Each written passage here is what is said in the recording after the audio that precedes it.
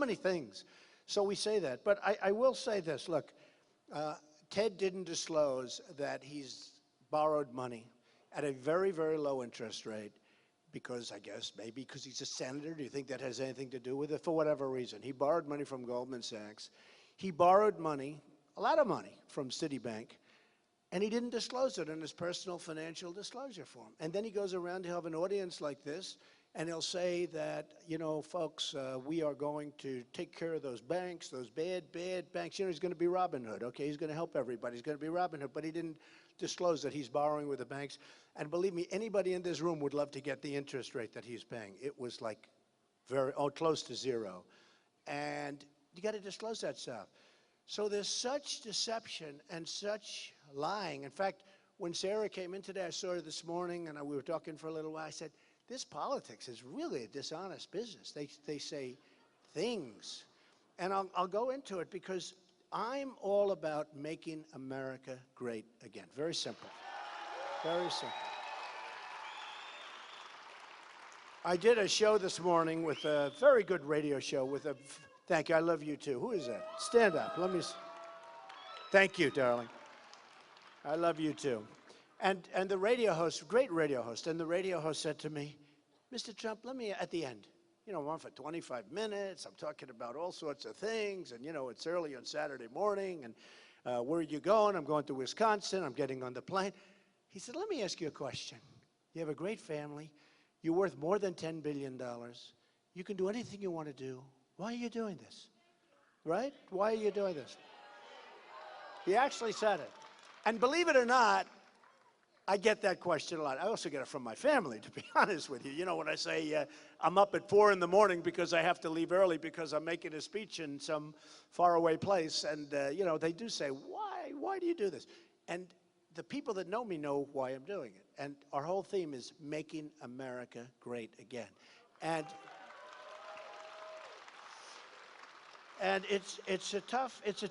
this politics is a tough business because you can say things one way and the press will criticize you horribly. You say it another way and the press will criticize you horribly.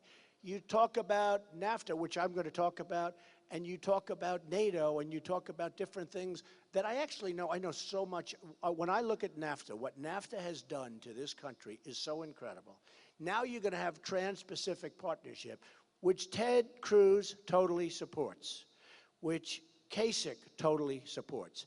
And Kasich, to go a step worse, because he's older, said he voted, and he didn't say it, it's a fact, he voted for NAFTA.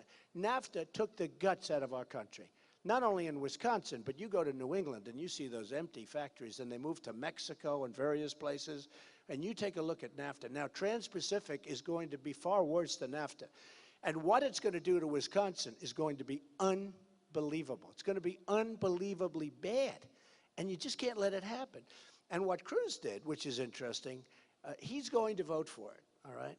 And he was always going to vote for it. Then he started to waver a little bit when he sees that people don't want it. But he did something worse. The worst thing about trade agreements, and specifically that one, is they don't talk about currency manipulation and currency devaluation, something I know more about than anybody. It is killing our country. We have countries like China, we have countries like Japan, and many others. I mean, almost everybody. And they use it brilliantly. I mean, China's a grandmaster, like a grandmaster chess player. They're a grandmaster at currency manipulation. And what they do is they make it impossible for our people to compete. And we don't even talk about that in the new agreement, in TPP. We don't even talk about it. We didn't talk about it, obviously, in NAFTA, because that was just terrible, but that wasn't really the biggest problem with NAFTA. There were a lot of other problems. Well, that was a big one. But with Trans-Pacific, they're going to clean out our jobs. Look, these countries are taking our jobs. I got statistics on Wisconsin that are unbelievable, how jobs, you know, we think we're doing nicely and everybody thinks they're doing well. But I had some statistics. I said you could write out some of the numbers. You look at your manufacturing jobs, you know better than anybody how they've gone to other countries. They're gone. I mean, they're literally gone. And it's thank you. I am going to fight for you. I am going to fight for you. I'm going to fight hard, too. And we don't We don't ever quit. Sarah paid me the greatest compliment today. She said, where do you get your energy? Now, who has more energy than Sarah Palin? She said to me, where do you, right? I mean, when Sarah says that, that's like Babe Ruth saying, how do you hit the ball, right?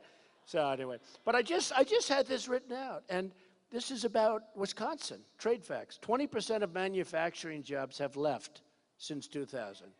Nobody knows that. We'll get you a job. We'll get you a lot of jobs. We're bringing our jobs back from China.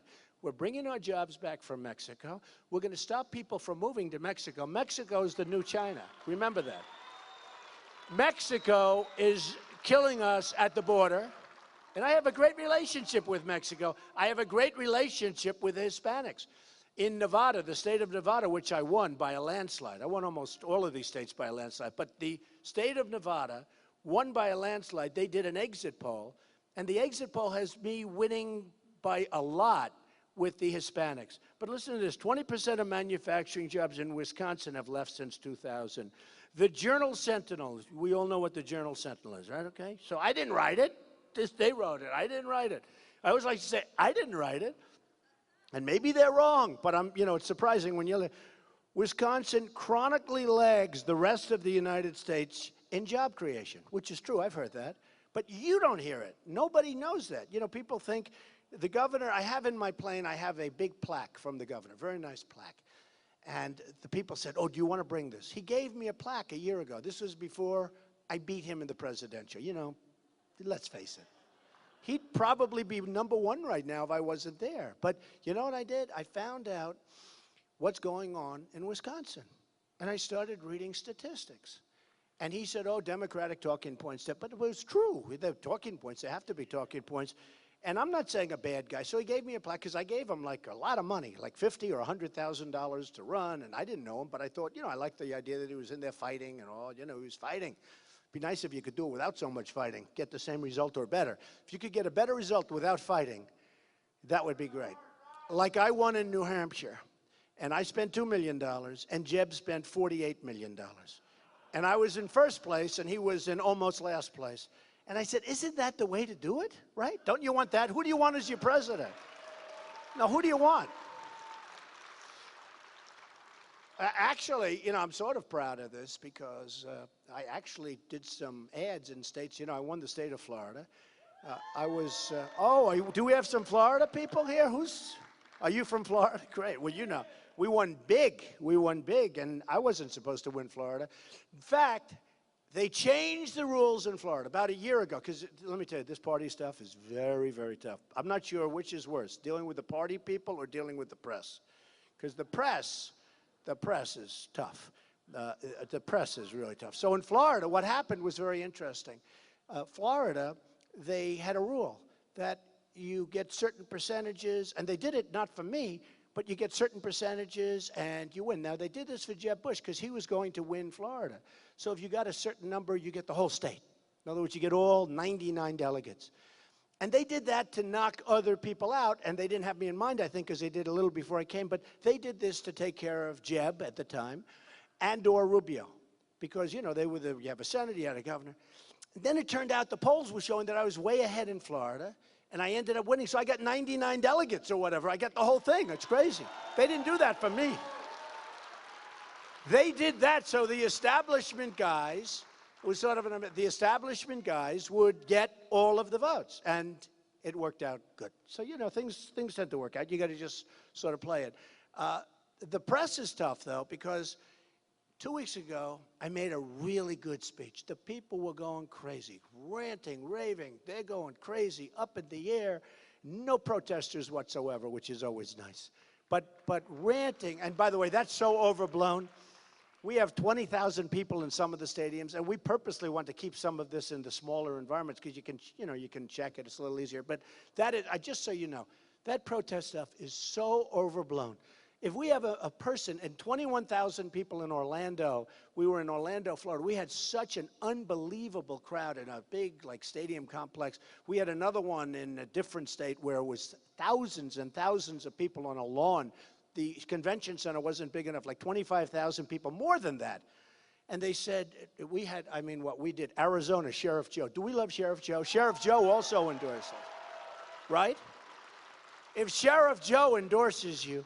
So anyway, so I made this speech, and the press said, oh, it was really too tough and too strong and too excited, and the people were all going nuts, and they were sort of knocking me, right? I said, well, I got like 15 standing ovations.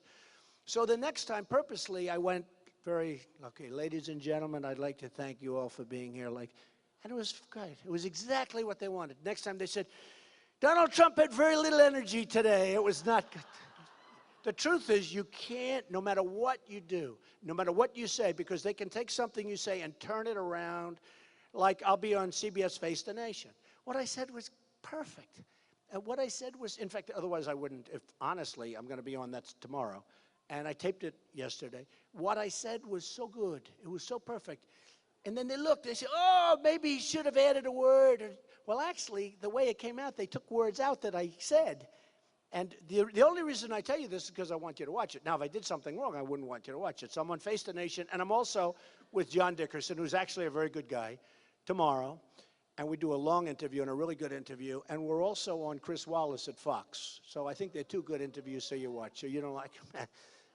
But they take things and they say it's very, very interesting. Now, the problem is they don't do it with everybody. They do it with me, but I don't see them doing it with other people. For instance, I watched Kasich today on CNN on an abortion question. And I said, what a terrible answer that was. That was a terrible answer. He didn't want to talk about it. I don't want to talk about it because it's a tough question. You know, 50% of the people hate you. 50% of the people love you. Very simple. It's 50-50. 50 hate, 50 love. He gave a horrible answer. I called up my people. I said, just out of curiosity, is that going to get any press? I said, his answer was horrible.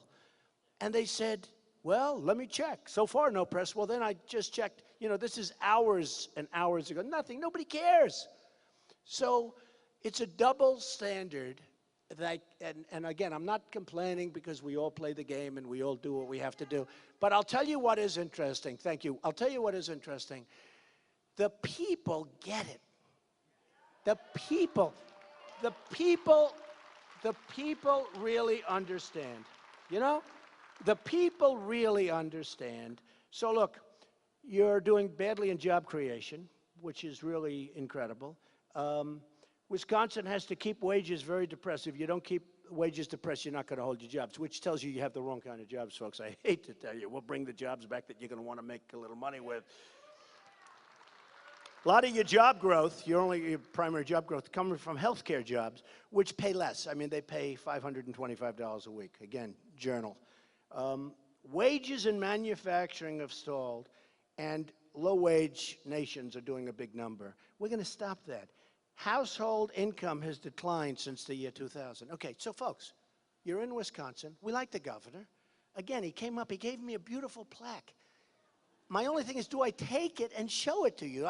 You know, it's a wonderful thing. I don't know if I do it. Some people say, oh, but he's sort of popular with the Republicans. Not popular in the state, but popular with the Republicans. Well, right now I'm catering to the Republicans, although I think we're going to have good crossover.